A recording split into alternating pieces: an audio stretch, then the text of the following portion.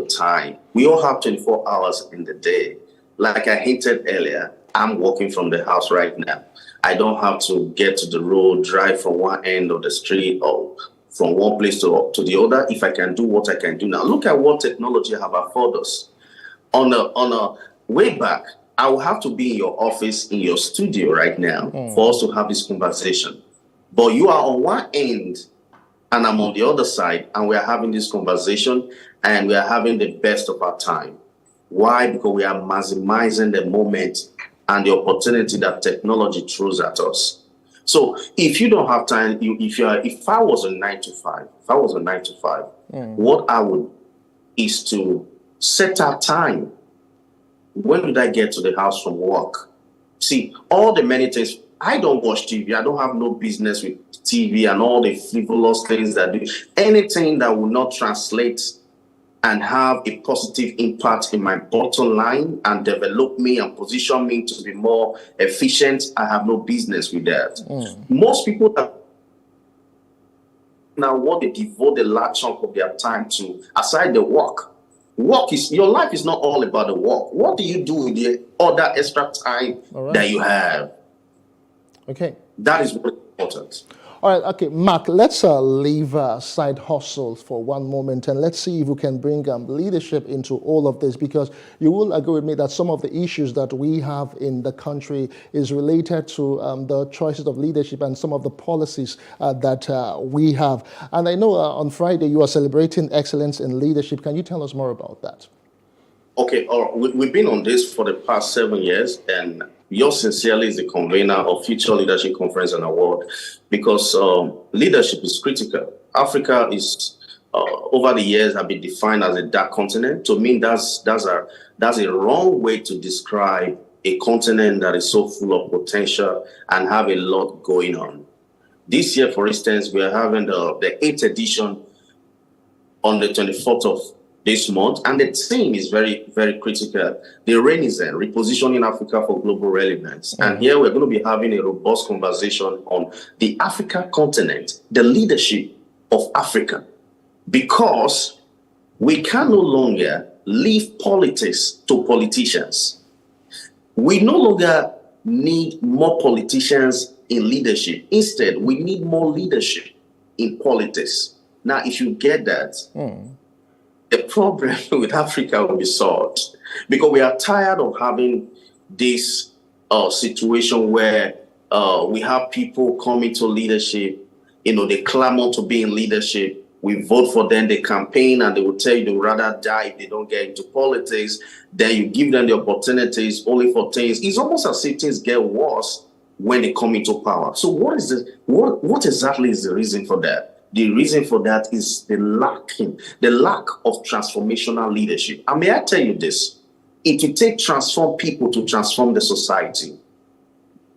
The transformation that we seek in the nation, in the continent, in the office, in whichever demography, in whichever place, has to come from people, has to be people inspired, because the highest form of leadership is inspiration. Being able to inspire people to be the best version of themselves, being able to bring up changes, and this change comes from people. It doesn't come from machine. It's not from AI. AI doesn't regulate the systems and bring policy, come up with policies that can help to run the administration and the governance. No, it's going to take people. It's going to take ideology. It's going to take philosophy. So this is why we are having this conversation on the 24th, and we have people coming in from different places, different the continent in Africa. We have Dr. Sami, who will be flying in from Malawi. All right. We have All right, so if we have to start going into details, that will be actually doing a proper market. But then we look forward to, seeing a more improved leadership in not just Nigeria, but in Africa. And of course, and Trust Plus TV will be there to cover and make sure that this talk of qualitative and exceptional leadership can actually be imbibed in society in Nigeria. Mark Idahi is a leadership coach and consultant, convener Future Leadership Conference and Award, which holds by the weekend. Many thanks for being a part of the show for this morning. And as we go on the show, we must say a very big thank you to all of our viewers who have sat back to watch, and we do appreciate you. My name is Justin Akadonye. Business Insight returns to your screen same time next time. Bye for now.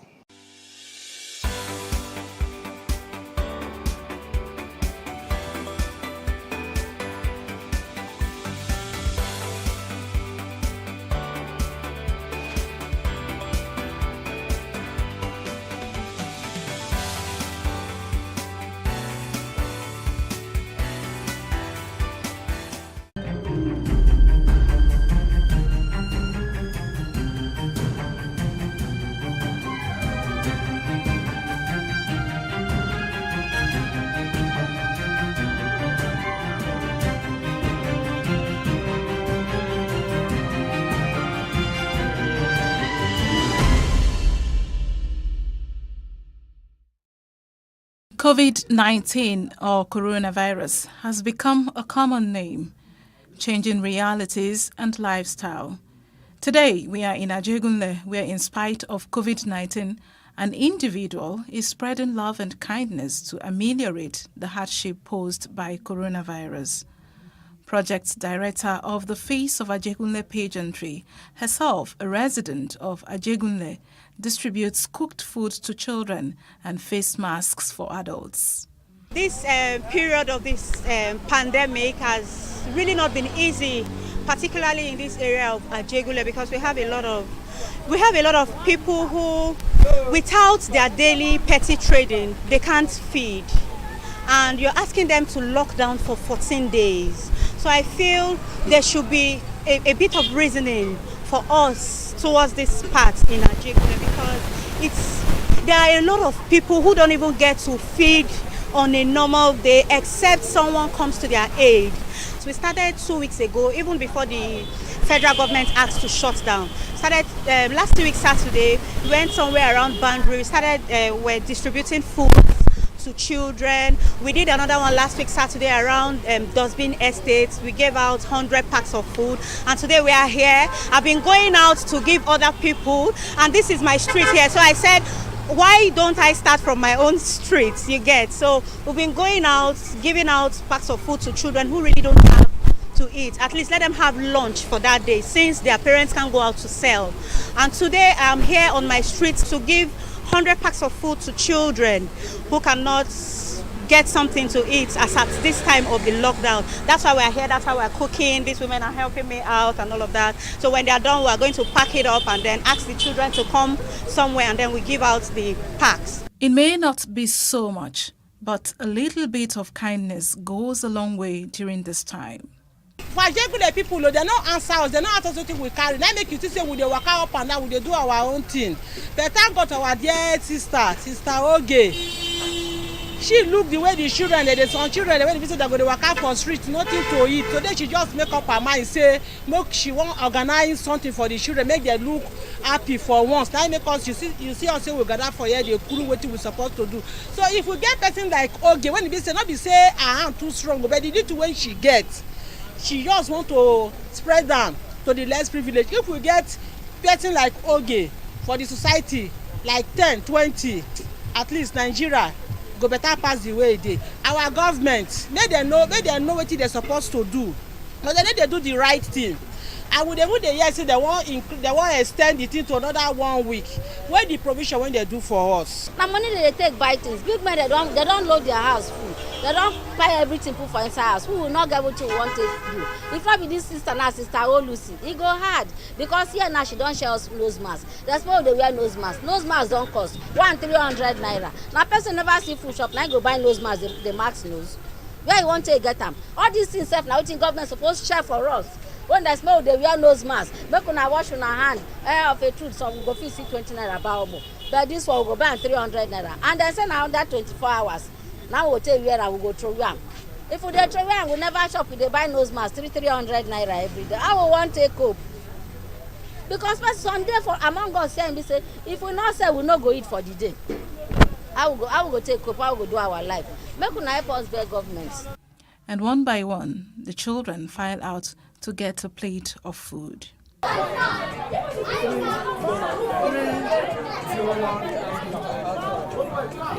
It is obviously difficult to practice the social distancing or even the physical distancing. Well, in the midst of COVID-19, love is being spread here. If only love could conquer COVID-19. And this is Stories from the Slum. I am Amaka Okoye.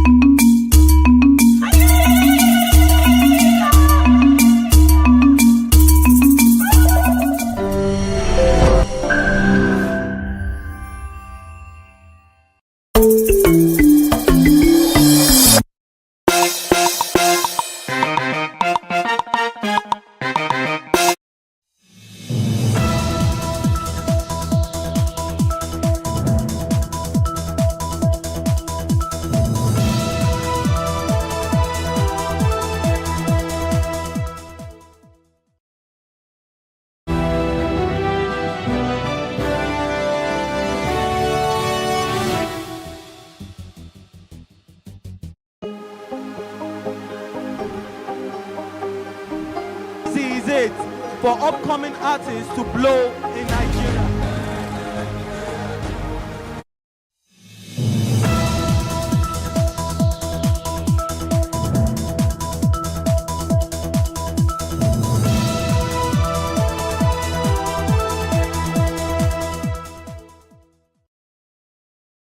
Confusion, protest in Kano as appeal court's certified judgment affirms Abba Kabiru Yusuf Kano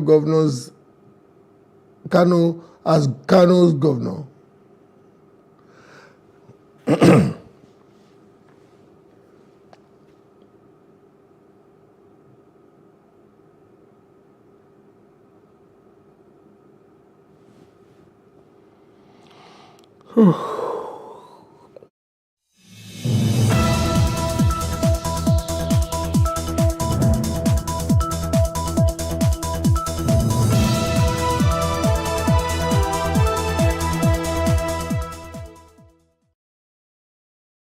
Confusion, protest in Kano as appeal courts certified 2 copies affirms Abba Kabiru Yusuf as Kano governor.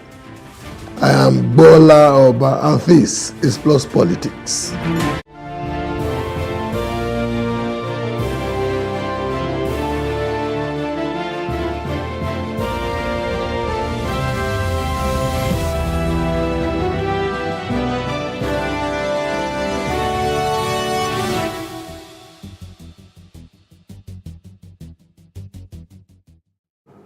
There was confusion in Kano State on Tuesday with the emergence of a certified 2 copy of the Court of Appeals judgment on the state governorship election, while the widely reported verdict of the court last Friday indicated that the appellate court upheld the decision of the petition tribunal sacking Governor Abba Yusuf.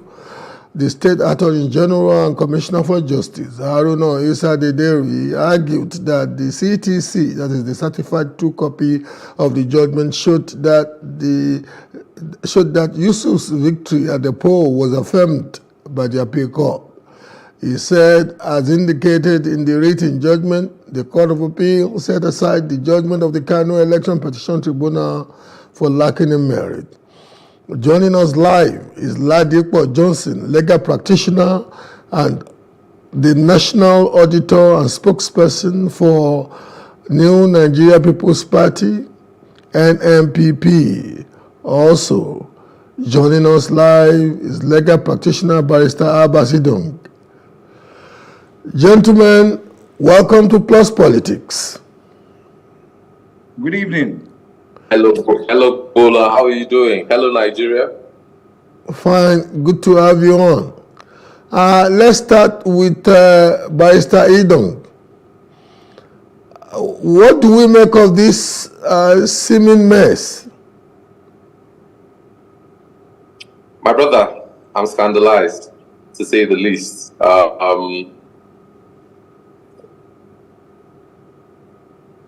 Do we still have Barrister Idong there?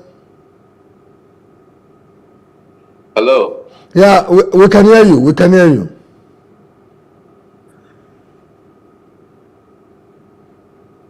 Can you hear me? Getting. I would like to clarify this.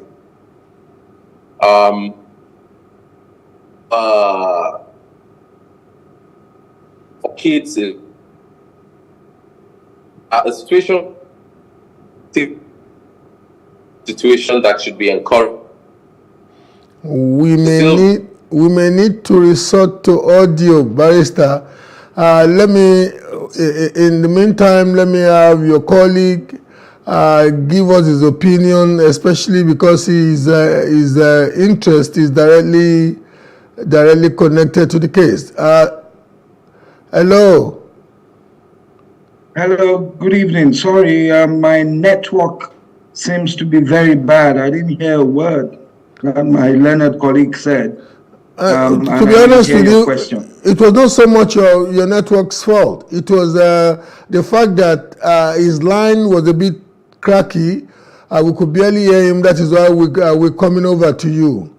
We could barely, hear anything coherent about what he said. Yes, what I will say, I heard him say he was scandalized. It is a scandalous judicial debacle. That's how I defined it earlier.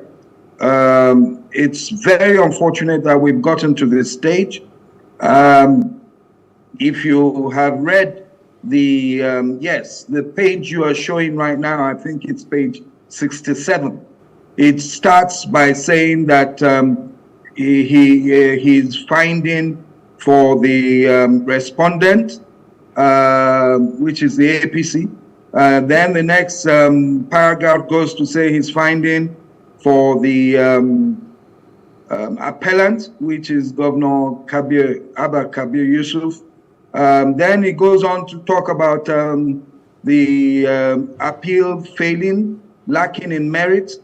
And then it concludes with the fact that it is setting aside the judgment of the tribunal in Kano on what date, and that he was awarding costs of about ₦1 million to Governor Abba Kabir Yusuf against the first respondent, which is the APC. Now, how on earth did we get to this stage? We all know, as you said in your introduction, what he said, what the lead judgment said on Friday. And now you bring out a certified true copy of this. All it shows, really, and they need to come out and say we are saying the wrong thing. All it shows is that there was most likely, most probably, to the average man, there was another judgment. There was another document that had Abba Kabir Yusuf as the winner, being successful, and maybe it was changed, and then they forgot these 2-3 paragraphs in the judgment by some mistake or by some fortune, for some fortuitous reason. This has happened to bring this thing out to Nigerians so they can see that when some people are saying they have fears about where the judiciary is right now, then they're not just talking balderdash. They have their points. Okay, let's go to your colleague and get his opinion. Is Barrister Idong back online now? Hello, can you hear me now? Yes, we can hear you now, yes. Absolutely. I didn't know you couldn't hear what I said earlier. Not at all. What I was saying was I'm totally scandalized and horrified by reports coming out of Kano Appeal Tribunal. I think the judiciary should take steps to immediately correct the situation. This is an environment where tempers are really high. I understand protests right now rocking Kano State. This shouldn't be allowed to exist. The judiciary shouldn't be adding more confusion to a terrible state of affairs. This country deserves a lot more than this. But thankfully, we still have recourse to the Supreme Court, and I'm hoping the Supreme Court will put this straight. I would also call on the CJN of the country, of the Federation, of the Supreme Court, to immediately conduct investigations, set up a panel to conduct an independent panel to conduct investigations into what actually transpired. The situation where we have 2 judgments that purportedly emanated from that tribunal should not be tolerated. It's unacceptable and should be cleared up. In 2 judgments, or 1 judgment, 1 duplicitous judgment. 1 judgment, but giving duplicitous positions on its findings.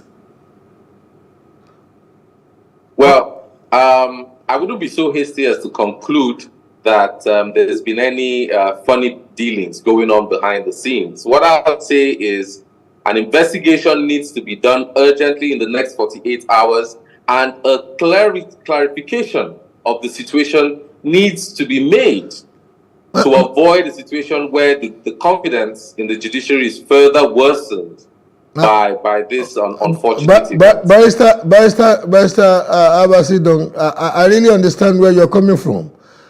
And I know, to be honest with you, any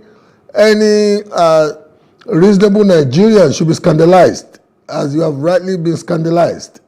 But and I'm not insinuating any hanky-panky having occurred. I'm just saying that in simple, plain English, there are contradictory paragraphs of that page, that particular page.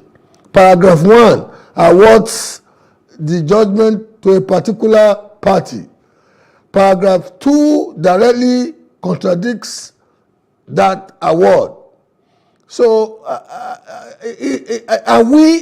has it gotten this bad in Nigeria? A couple of days ago, in Lagos State, some so-called professionals of a particular department that should be in charge of cost accounting were said to have made 2 million naira become 2 billion naira. Not too long ago, we thought it was a joke. We heard that the International Criminal Court at the Hague rejected a Nigerian judge that went for an interview because they said he couldn't even understand the basics of the trade. Are we this now? Are this nada, or this is just an exceptional case? I'm sure. Okay. Barrister Idong, let me let Barrister Idong wrap that up, and I'll come to you. Yes. I'm being careful with you because you have a vested interest. You are a chieftain of the seeming beneficiary of the circumstance that is, seemingly imagined. Well, Nigerians have the vested interest in being a Nigerian. But Barrister Idong at this juncture is the fair arbiter. Let me just give him that. He's the amicus curiae. He's the friend of this court. Okay, Barrister, you want to respond to that before I go to your colleague? Absolutely. Our judiciary has some weaknesses, and it's apparent for all to see. We also have very brilliant minds on the bench, and I think those upright, brilliant judges who are running our judiciary will be rightfully horrified by this situation. And I believe in the judiciary's ability to reinvent itself. I believe that they would clear up the situation. Definitely, this situation will be cleared up at the Supreme Court. But beyond that, I am hopeful that the CJN will do what is necessary to restore confidence in that tribunal that gave that judgment. The conflicting paragraphs, nonetheless. My fear now, and this is to the chieftain of NNPP. My fear now is that for anybody who knows the partisan history of Kano, we know that this is a mistake that is going to be very costly. We just pray. One prays at this juncture that... And of course, His Excellency Governor Abba Kabir Yusuf.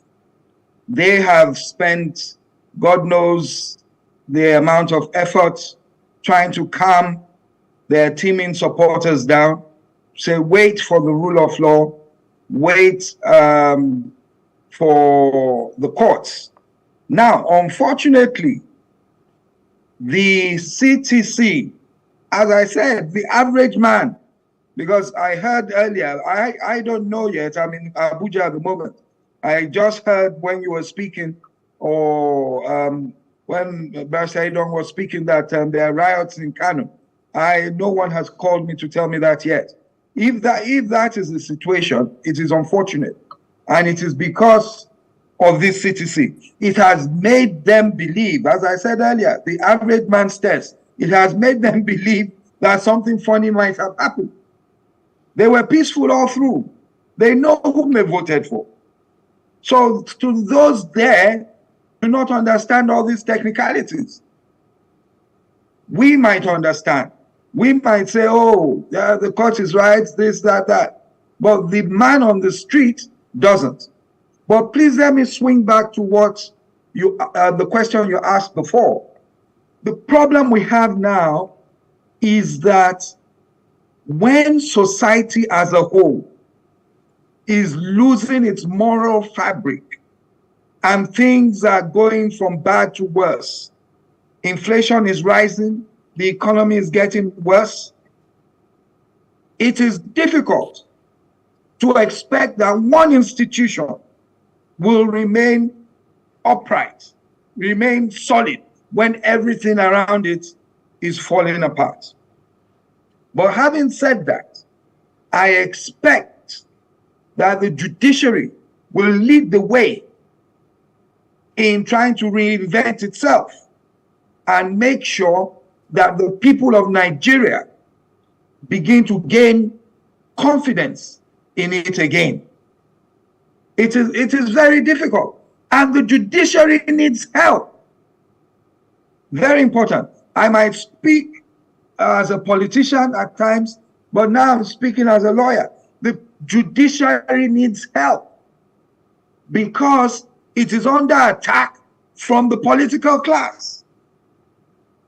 You have issues with the budget of the judiciary. If a chief judge has to go cap in hand to a governor or to the state house, you can imagine what will happen when the government has interests in matters. So we really have to look at our democracy. We have to look at the way we're operating between the different arms of government, etc., etc. Barrister, these are very important things that we must work on.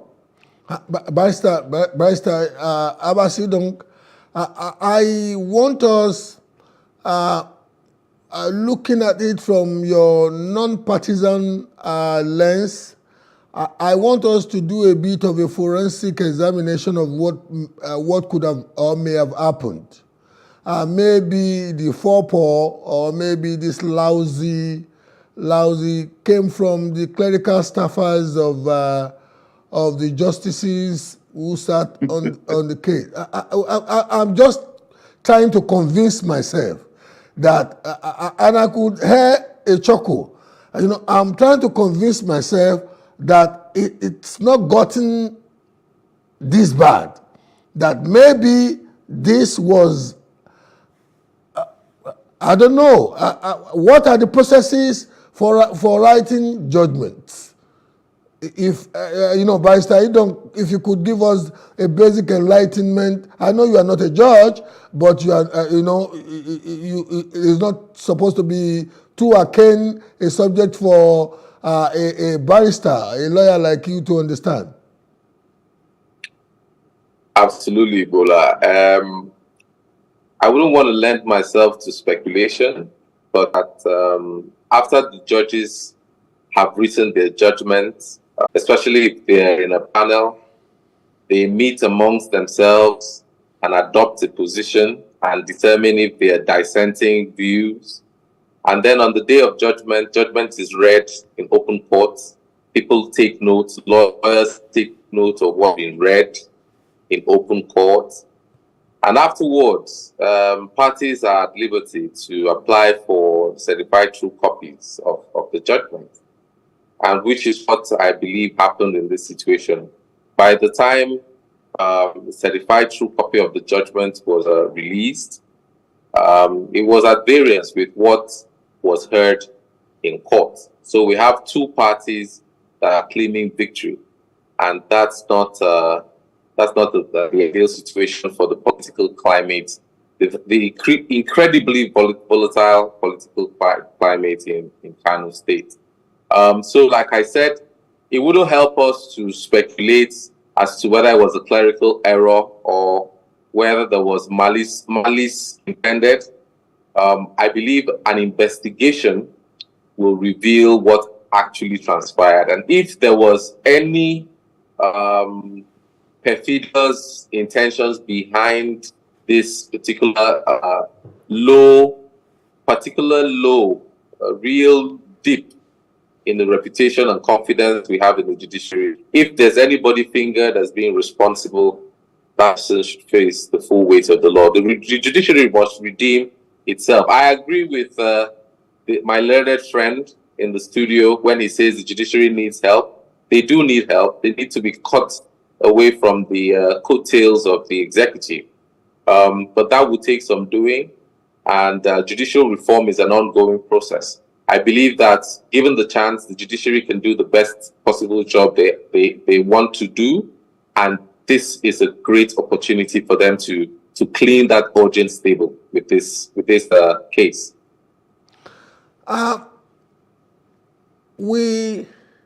Since 1999, we have had the machinery that produces our benchers, senior judicial officers, especially high court judges and appellate court justices.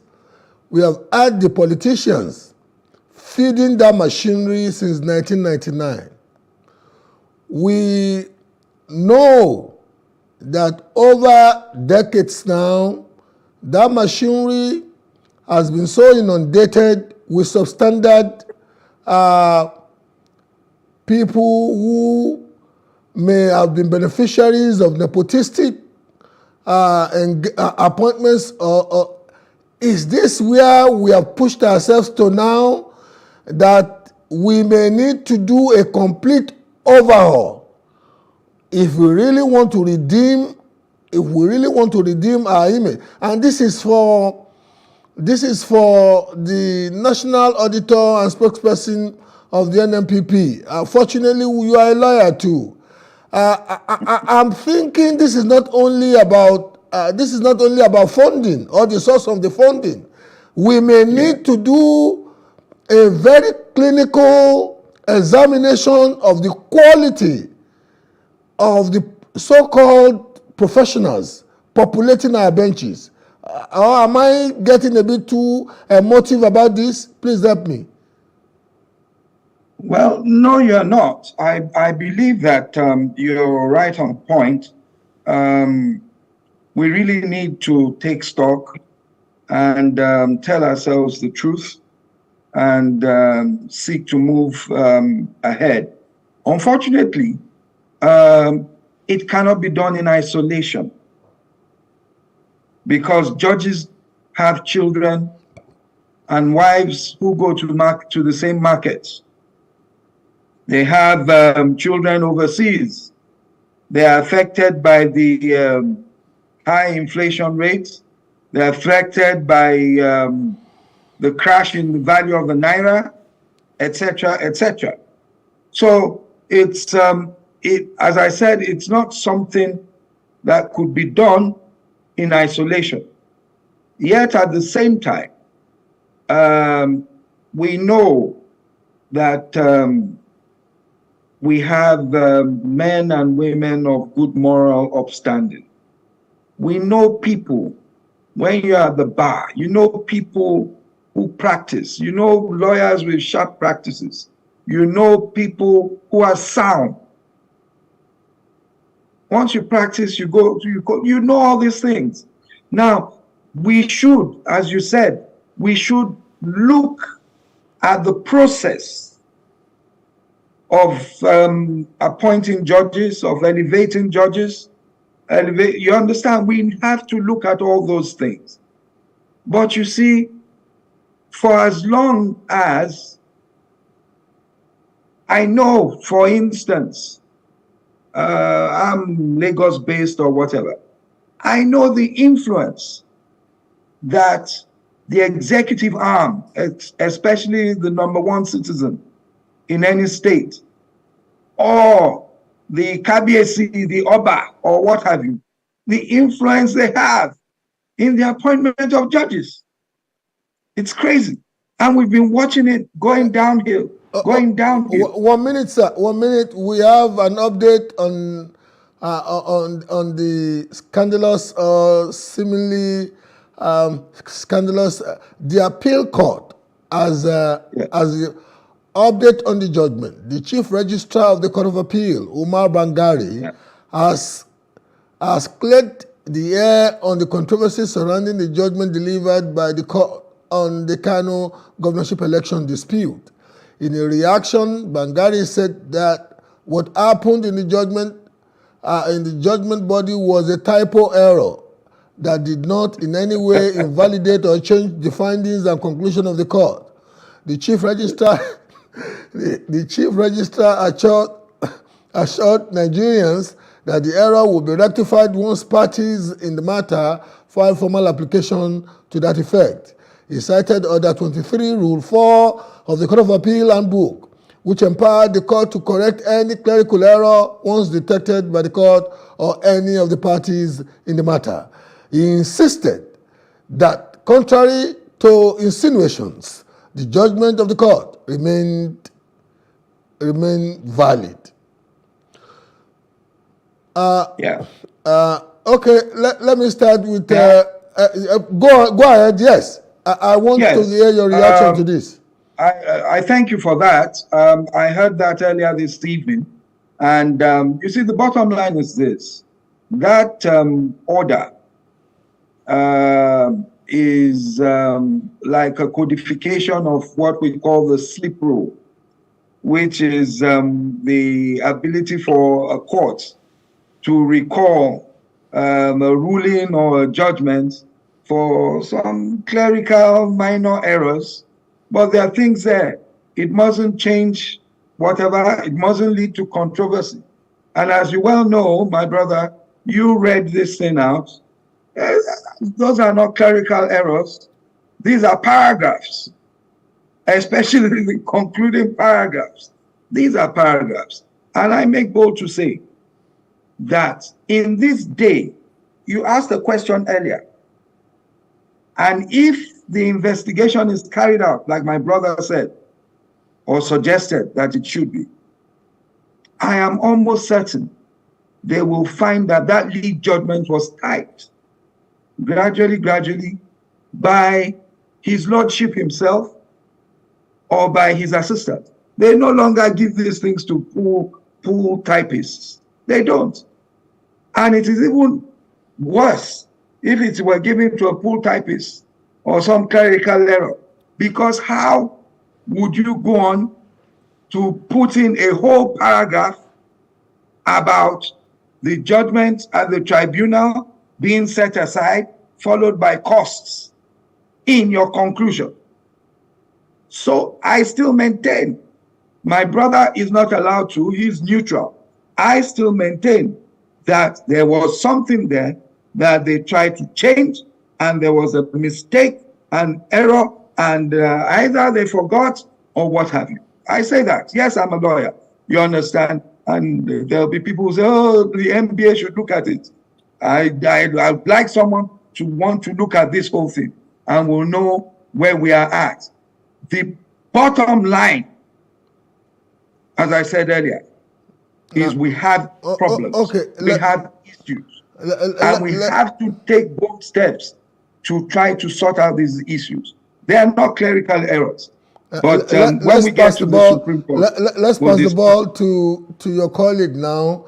And sorry if I seem like I'm giving some form of preeminence to his opinion. No, it's understandable. More so because he is non-partisan in this instance.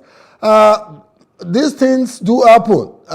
Should an average Nigerian watching just believe that, Barrister Edon?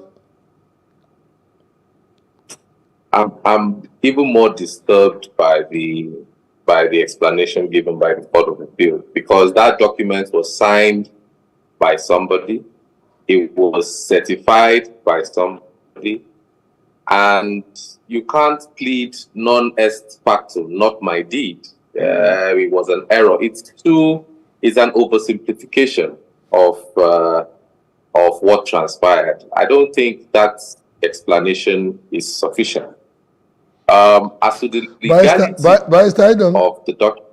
Barrister Idom, I know this is not your fault, but there are some words you've used this evening, there are some phrases you've used that just when you are using them innocently, my emotional persona is getting lacerated.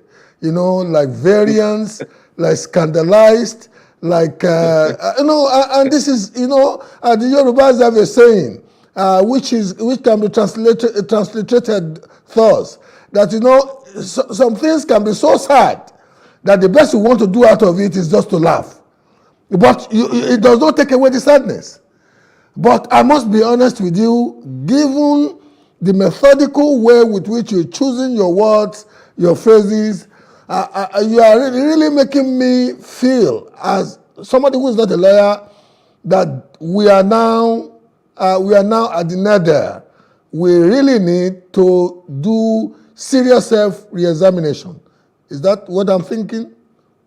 Am I thinking right? We need soul searching at all levels of our government. We need deep, systematic reform. Nigeria is going nowhere in a hurry if we are unable to resolve basic issues such as this. I, for one, would like to see a judiciary where judges don't take notes in longhand. It gives them too much power over what they write. I'd like to see a situation where you've got stenographers who are independent. If you had that kind of device today, we could compare against that device to know what particular document emanated. Barrister Idom, we even have audiovisual recording contraptions, devices, literally, look, many of this program as we speak, verbatim is recorded. So why is it difficult to have some of this equipment or devices in our courts?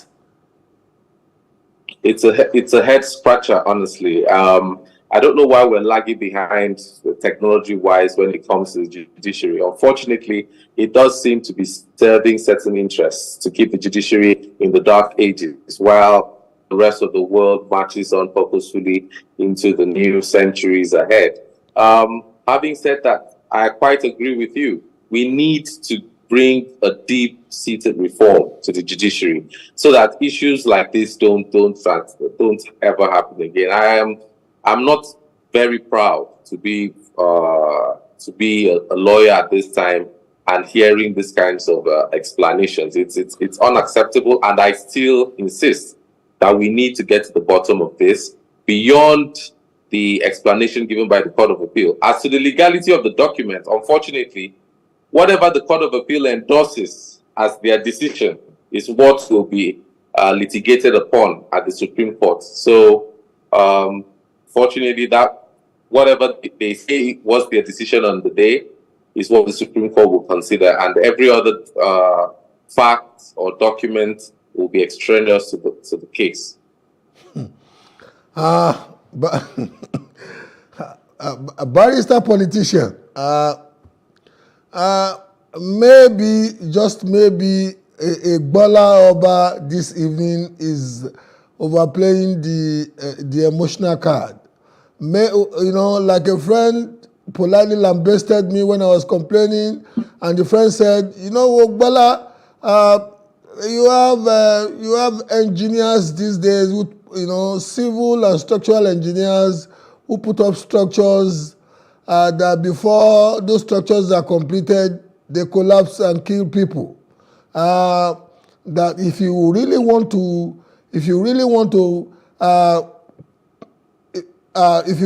to make sure that a civilization fails, and then let them be doing what we do in our schools, in our universities, that ultimately these symptoms, these negative manifestations will be slapping us in the face. The engineers that are there, there are doctors who just kill at random because, they probably paid with their bodies or bought their results. So why are you surprised? How do you want to respond to that? I know your party, NNPP, also had a moral agenda beyond the conventional promises of parties that we're going to be tackling the value system. I know when you were campaigning. You want to respond to that? Yes, you are absolutely correct. As I said, we cannot take the judiciary alone. It's the entire society.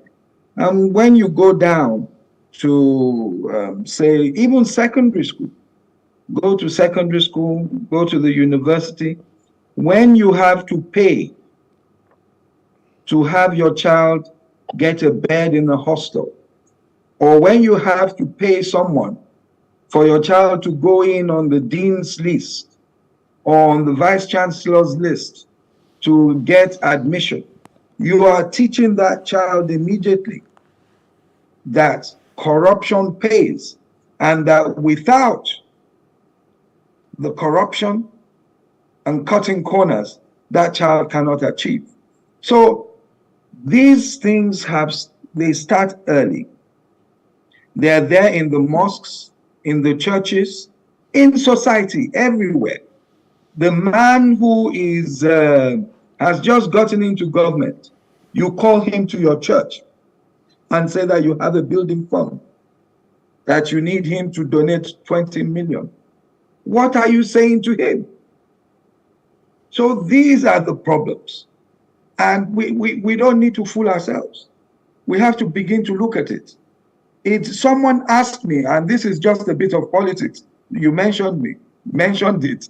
Someone asked me how on earth in 100 days this same Abba Kabir Yusuf was able to sponsor and pay for 1,001 students, PhD students on scholarship, various fields, to India. And I said to them, simply put, priorities. Some are busy buying four-wheel drives. Some are busy doing other things that they've just gotten into government. But that is what our movement believes in. We believe, as you said, in the fact that we had to work on morality, both of ourselves and the students and the society as a whole. We had to do other things. We had to sacrifice. You had to save costs. You have to cut costs in governance. So all these things work together. But the only prayer one can give, I mean, it's a short program, is that we hope that people like my brother, Barrister Idong, and others will get involved. You understand? Speaking of getting involved, let me go to Barrister Idong now. Exactly. The two of you are lawyers. Has the NBA said anything on this? Because this is so scandalous that it will be doubly scandalous if the NBA does not have an opinion or say something about this. Well, the news only just broke, and I believe the NBA is considering its position. I'm sure the NBA's voice will be heard. I'm sure senior members of the bar will speak up. But I don't want this to just be like every other scandal that is like a candle blowing in the wind. Yes, it's overshadowed by a bigger scandal. I don't want this to be the next social media candy item. After a few days of talk, it disappears under the headline. I was going to say ephemeral. I was going to add ephemeral to it. Then you said after a few days, that would be my concern too. Go ahead, please. Sorry for the interruption. Exactly. So I would want sufficient pressure, public opinion brought to bear on the institution of the judiciary in such a way that it takes steps to self-correct. The judiciary has inherent powers. It's one of the arms of government or institutions in this country that have inherent powers to self-correct. They can purge themselves, and they've done this in the past.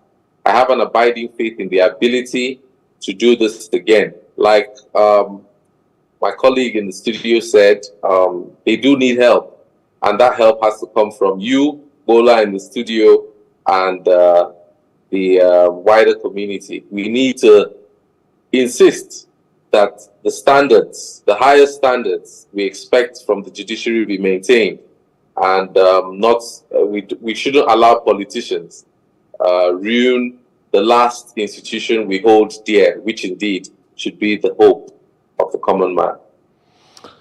Gentlemen, I must say a profound thank you to the two of you. You have been worthy contributors.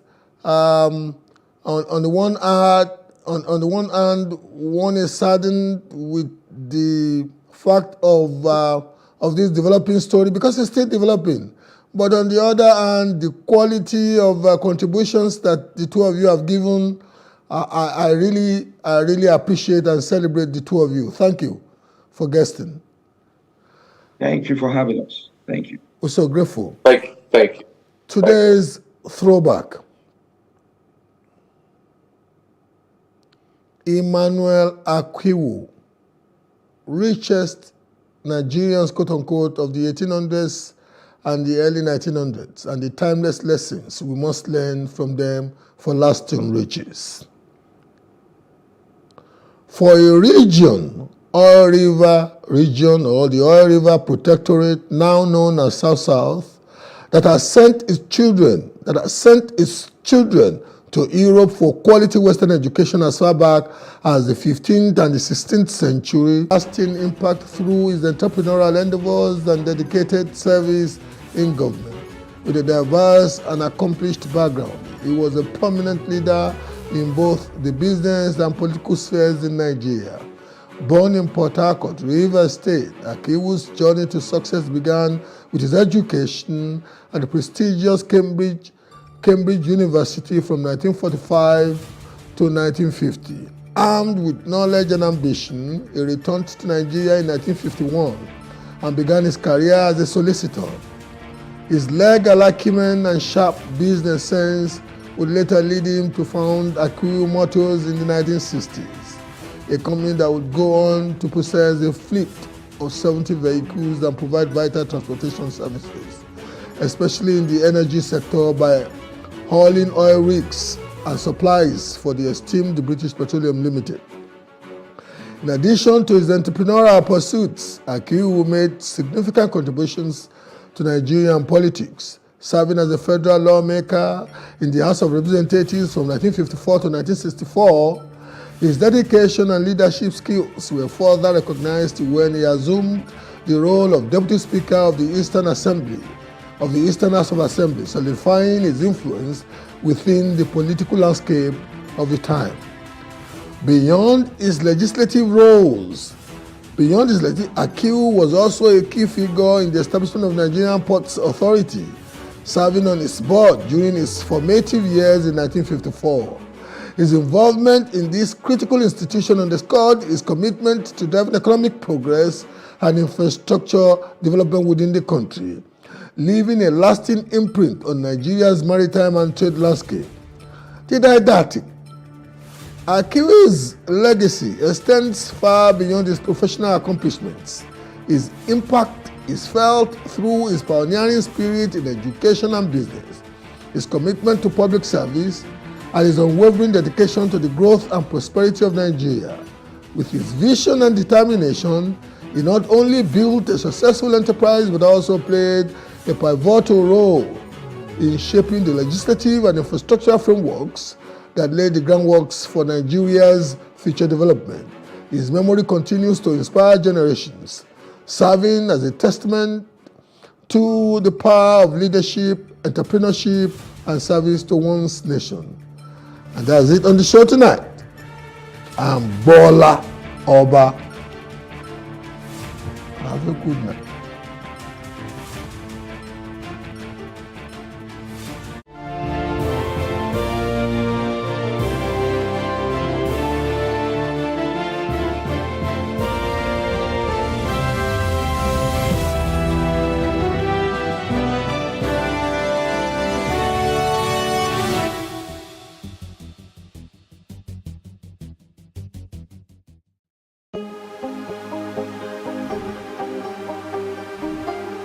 It for upcoming artists to blow in Nigeria.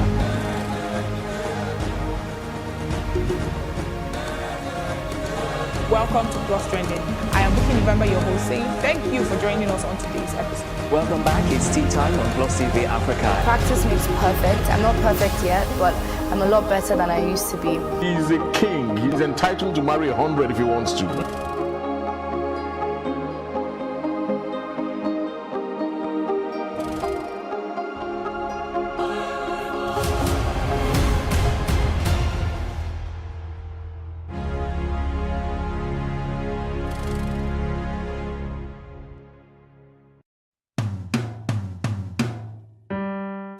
My name is Princess Oluyemisi Abiodun Ohumaegbulem ni Akinyode. Permit me to join others on this platform to share my good old day stories. I was born and raised in Lagos State, but my parents, HRH Oba Obadiah Akinyode, Olu of Oluke Land, and late Florence Omolara Akinyode, Iya Yomi Special, are from Egba, Egbado, Gbagura of Abeokuta, Ogun State. My father was a technician who later became an engineer at the Nigerian Railways Corporation. My mother was a Renaissance woman. What do I mean by that? She was a teacher who owned a general stores, taught private lessons, and constantly went back to school to further her education. What she was studying, I don't know. And still, she found time to always whip some sense into us, as we urged when growing up.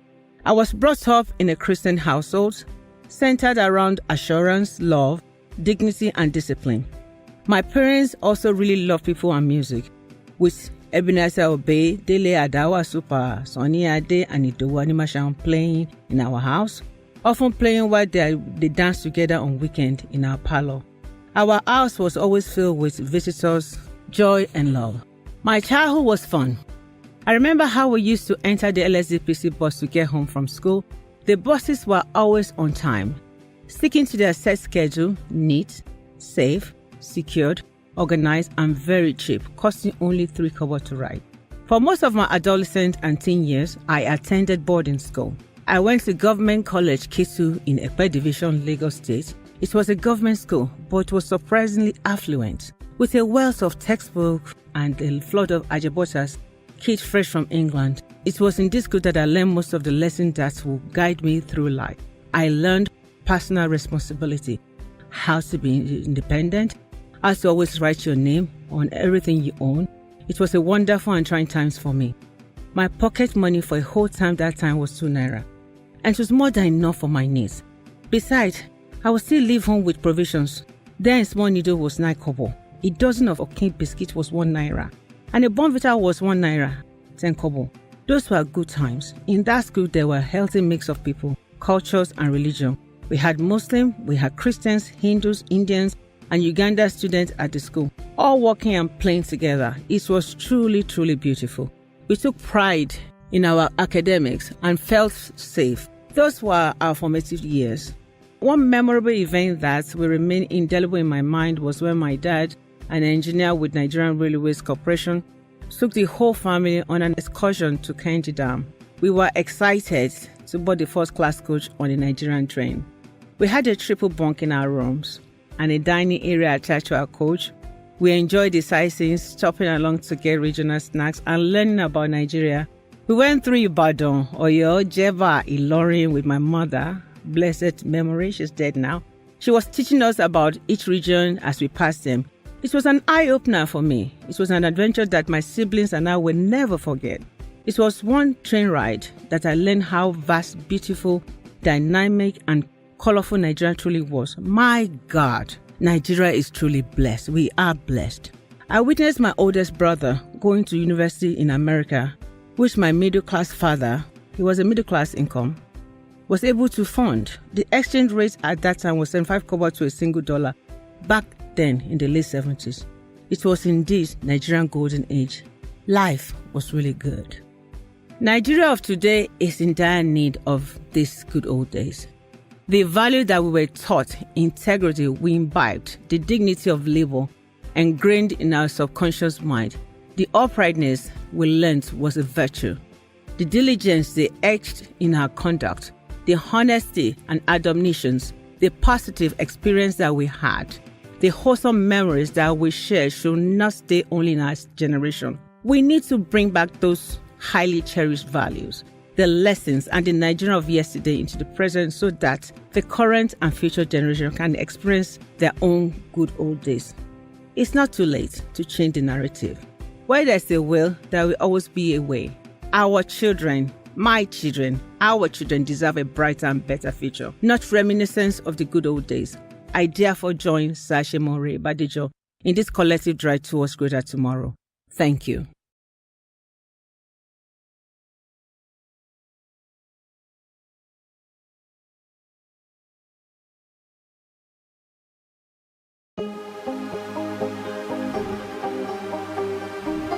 Is it for upcoming artists to blow in Nigeria.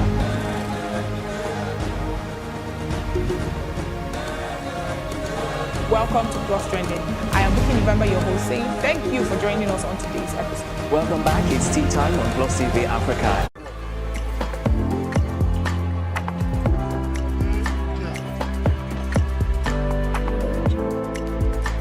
It is not the hope of this feature to blame anyone for the never-ending tension between police and the citizens. However, it is certain that there is always a tension with most people when they approach a police checkpoint.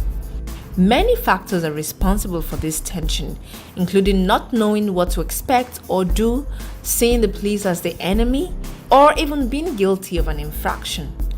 Many issues that go wrong at a police checkpoint can be linked to lack of proper communication and understanding on the side of the police force and also on the side of the citizen. Here are some tips listed by the police force about comporting yourself at a police checkpoint. Endeavor to slow down your vehicle. It shows that you're not reckless. It also douses suspicion that you're a criminal and may want to speed off.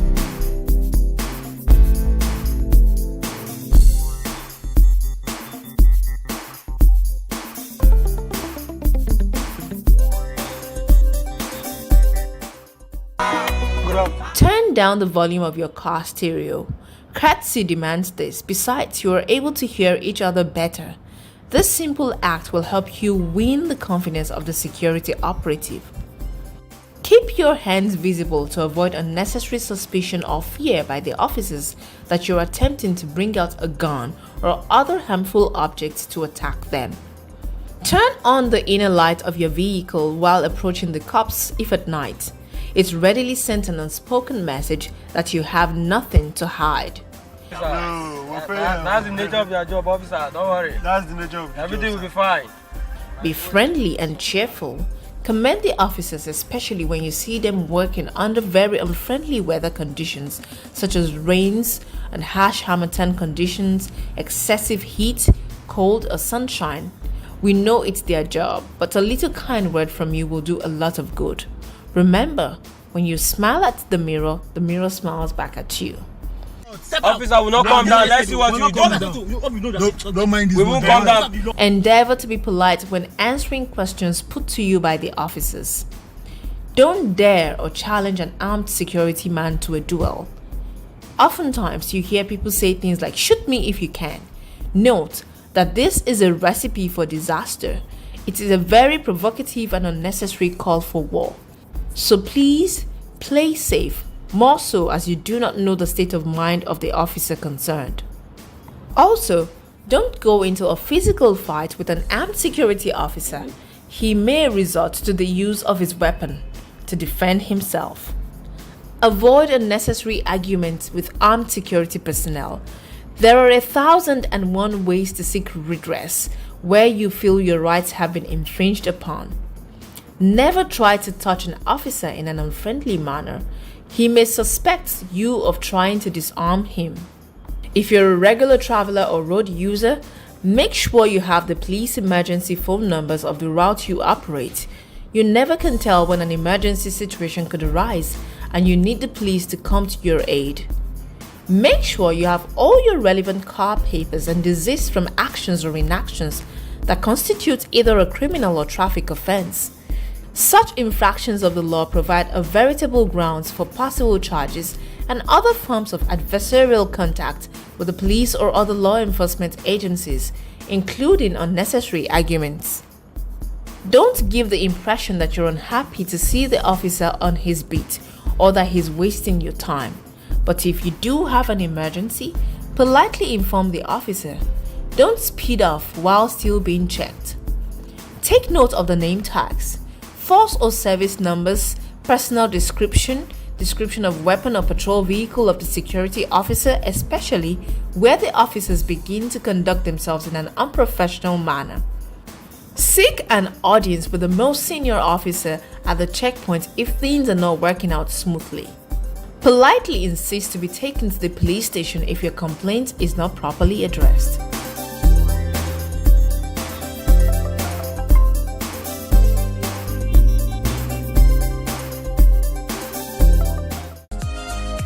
When you hear of drug abuse, what comes to your mind? When we say drug abuse, it seems like something that is so distant, but it's happening every day in our homes. 1 in every 4 persons has mental illness. Regardless of your notion of what drug abuse is, you are sure to get the right meaning here. Welcome to Regardless, an anti-drug abuse television show put together by Christ Against Drug Abuse Ministry. Regardless, the anti-drug abuse show, airing on Plus TV Africa every Tuesday at 5:30 p.m.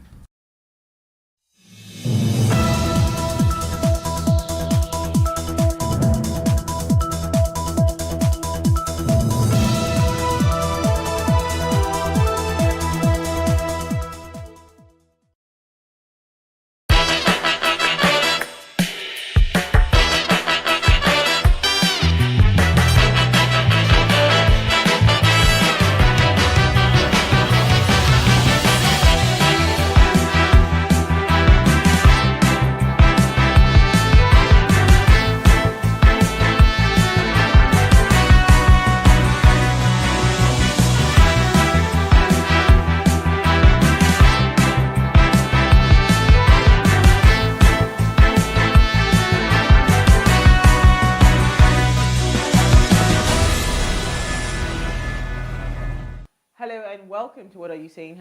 #Ways, where we talk about topics in the news as it affects us all. I am Usayo Mesale. Hello, ladies. I have Uti. Hello. Hello. And NJ, the birthday girl. Mwajaga. The November babies, actually. There was I think just before we were all on set and we were right. All that's true, right? You, Sanzi, and yeah. November babies. Oh. Yeah, bottom pot birthday people. Yeah, almost. So I saw a video today that said rare months where people are born. I didn't know November was actually rare. I don't think so. Then the rarest month is February. But there's lots of people born. Like this November, I went back to back. Do you know what happened to me? Do you know why? Can I tell you the real reason? I love babies. Stop it. Continue. Stop it. Is that what happened to you? I forgot my sister's birthday. Ewo. That's how work was. Between my work and my health. Like, I didn't even remember the day at all. So in the evening, I was half asleep. And she was calling me, and I said, okay, when my eyes clear, I will call her back. Wow. Then she calls my friend. And that one then calls me, and I'm like, why is she calling me? She calls me, she says, your sister is trying to reach you. I'm like, hey, I'll call her back. And then the next day, I get a voice note from my sister. Here's my sister. Shebi, you know your mama born Pekin on November. Oh, wow. I was like, how am I going to come back from this? That's a lot. You're going to have to do a lot. I begged. You go beg, oh. You go beg. Then I reminded her that, actually, I'm also not feeling well. I just used that. All right, so I mean, today we want to have an interesting conversation on this, our Japa matter, right? And here's what we found as today's quote. It says, when you move from one country to another, you have to accept that there are some things that are better and some things that are worse, and there is nothing you can do about it. This is from Bill Bryanson. Now, illegal migration in Nigeria is a complex issue with multifaceted causes and consequences. And while there is no comprehensive data on the exact number of illegal migrants in the country, it is estimated to be significant. So today, we want to discuss the JACPA series. We will start a series on JACPA. And we want to say, so how do we find legal routes to migrating? And we have an interesting guest with us, Zeno Ojogbo, right? But we'll do all of that first. Let's quickly run off. We'll just breeze through what we found in today's news. Stay with us. We'll be right back.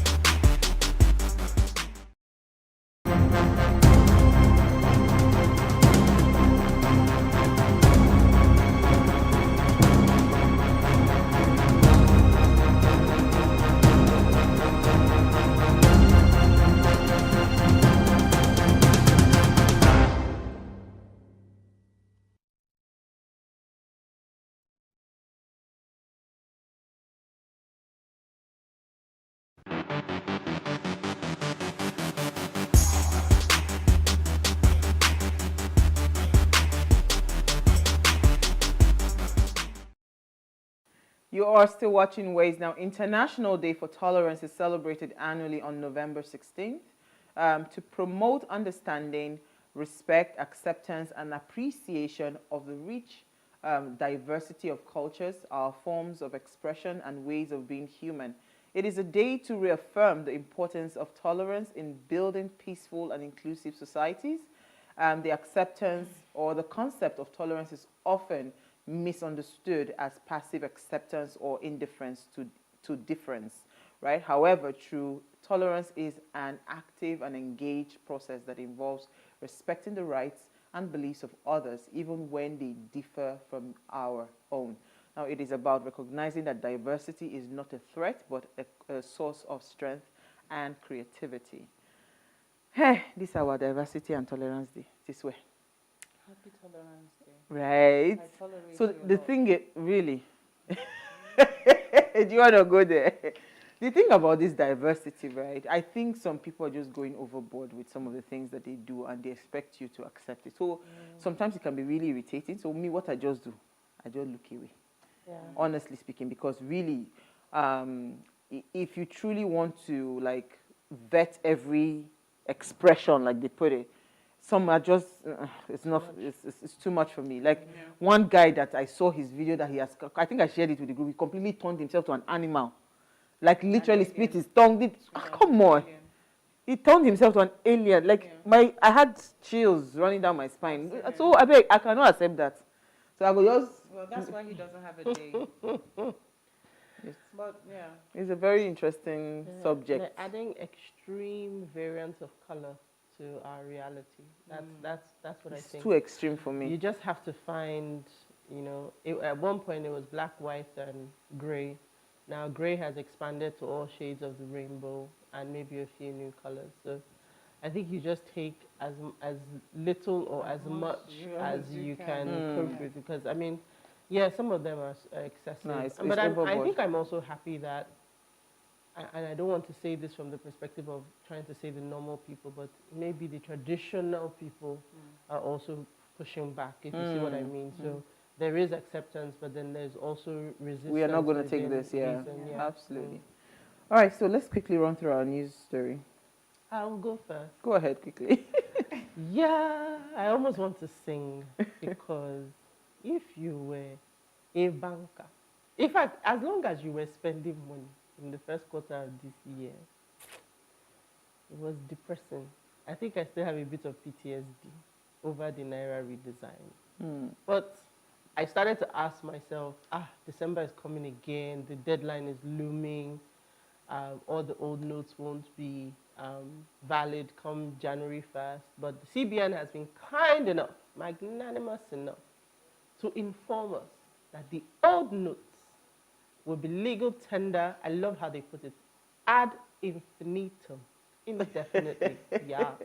So forever and ever. Absolutely. There was no point for that redesign. I mean, I think there's even been some people were already starting to hoard because in the last few weeks there's been a little bit of. Oh, my dad has been helping me get some things in Kaduna, and he said that the limit is 50K per day. So, but because of his person and the transactions he does, but he said they will not hide him somewhere to give him something above that, but 50K is the limit. There's been a shortage, so people were already starting to hoard again in view of the end of the year. They're just no naira. So when you go into the banks, you would get like you get 50K as the limit. So I think this came at the right time because it was just because it's going to cause a lot of stress again. What always happens at the beginning of the year? So everybody can dirty December in peace. Okay. Okay. Quickly. So Nigerian wig maker, her name is Helen Williams. She has set a new Guinness World Record by creating the world's longest handmade wig, measuring 351.28 meters. That's about 1,152 feet and 5 inches. So, well, here it is again. Something, I don't know if I would say this is, I think this Guinness World Record thing, we're going to go at They will reject Nigerians soon. We Nigerians, we are good at this. You see, we take anything, culture, dance, religion. We take it over the top. We take it and we become. But I like the fact that she's original, because there was nobody that had done this particular record before them. That's the whole point. We're just going to be coming up with things. But so this for me, I found really funny because, like, I mean, where did you get this idea? And then, like, literally, when I saw this, I saw it on X, and I literally was there for the comments. And I love one comment that someone put. One person said, last, now we go tear this guy.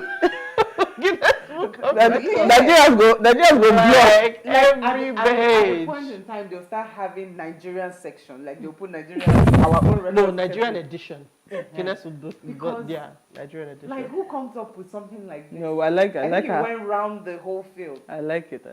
No, but trust Nigerians. Oh, yeah. All right, so Abia State government, they have shut down, I think, about 900 schools. 197 schools. They had inspected about 900 schools, and they said that some of those schools they could not even meet the minimum standards for operations in terms of like private schools and all of that. And they are rejigging the entire educational system in Abia State, and they're trying as much as possible to standardize education in the state. So the government has instructed that the Universal Basic Education Board, the Abia State Universal Basic Education Board, should make sure that they are like on top of their game. They even had to relocate their office because I think their office failed an integrity test or something. Maybe they will collapse for their head, But bottom line is, they said this is an ongoing exercise. They've not stopped, but as at the count today, 197 schools, private schools, have been shut down. I'm wondering when they will start that in Lagos. Alex Oti? Yes, so. Come on. So I'm wondering when they will start that in Lagos, because we have a huge educational problem. But the only question I would have loved to ask is, what is the alternative? Like, are the government schools able to absorb the students? And what is the standard of those government schools? Have they been upgraded? Are they better? Are they in better conditions? And all of that, because it's not just to shut down. The reason we have what's called a high number of private schools in Nigeria is because of the failure of the government institutions. There was a time where private schools were really like a handful. Now they are everywhere because most of the government institutions are not able to absorb those students. So besides or aside shutting down the ones that are below standards, what are the alternatives that the government is providing, at least to be able to take up or absorb some of these students? It's the question. But I think it's still a step in the right direction. You can do as much or even more damage with poor education than no education. Absolutely, absolutely. So I think definitely change doesn't happen overnight, but this is a perfect step in the right direction. Absolutely. So put some standards into the private sector. But I mean, the point about the public sector is valid. They just, I want to say baby steps, one thing at a time. Absolutely. All right, so on that note, let's take a break. And when we come back, we'll delve into the conversation for the day. Stay with us.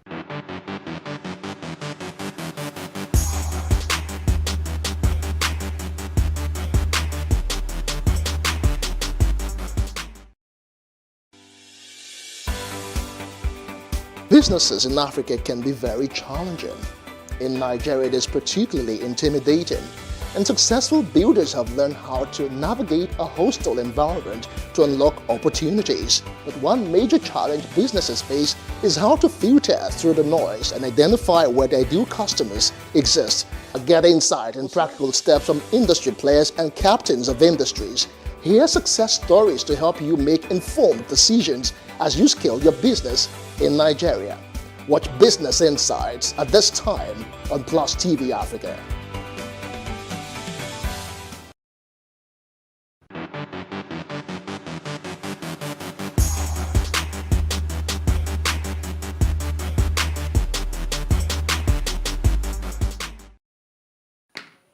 All right, thanks for staying with us. Now, illegal migration in Nigeria is a complex issue driven by poverty, economic disparity, political instability, and lack of access to education and opportunities. Migrants without credible information face significant risk, including exploitation, abuse, and harsh conditions.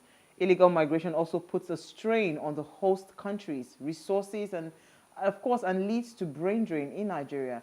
Now, addressing illegal migration requires tackling root causes, strengthening border security, promoting legal migration pathways, fostering international cooperations, and protecting migrants' rights, amongst others. So tonight we're asking, what are the legal routes to migrating in Nigeria, right? Now, please, let's hear what you have to say. Remember, you can join the conversation. Send us an SMS or WhatsApp to 81-803-84663. Now, this subject is a sore point for Uti because she's anti-Japa. But you see, the truth is, the reason that's not you are pro-Nigeria. Let me put mixed feelings, exactly. Yes, you are actually very pro-Nigeria because you are somebody that lived in the UK for years, and you still decided that you have to come back to Nigeria. So I get you. But the reason we are having this conversation today is that tomorrow somebody will go and enter cargo and says he wants to go to this thing, or somebody will take a visiting visa and go and stay in another man's country illegally, right? Whether we like it or not, illegal migration happens every single day. So my point is, instead of us, trying to say, why are you doing this? Why don't we teach people better ways of migrating? How about that? No, I agree. So why I said I have mixed feelings is because I don't have a problem with people migrating to acquire knowledge, to develop themselves, to grow. But I would love for there to also be a, is repatriation the right word for live people? I'm not sure. I'd like there to be a return of that knowledge and people with a view to improving things and making things better here. So that's why I said it's mixed feelings. But I totally agree. Too many people are Japa in the wrong way.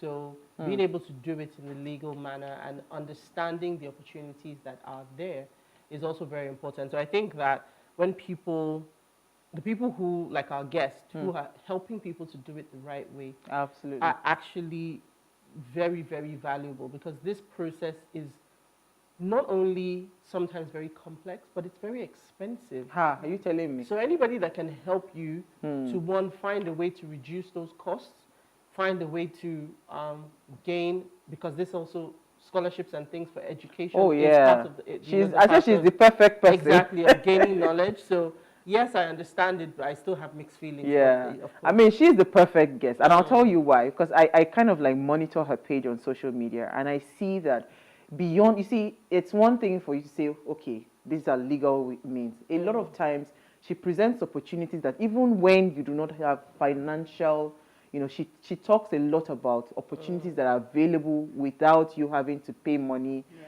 You get a sponsorship, you get a scholarship, all of those kind of things. But so quickly, better ways to do it. Absolutely. Okay. So let's just bring in our guest now. Committed to helping aspiring graduate school aspirants succeed, Zeno Ojogbo teaches prospective graduate school applicants graduate school applicants to navigate the complex process of securing scholarships and studying abroad. Under her tutelage, these applicants have secured over $4 million and relocated abroad alone, all with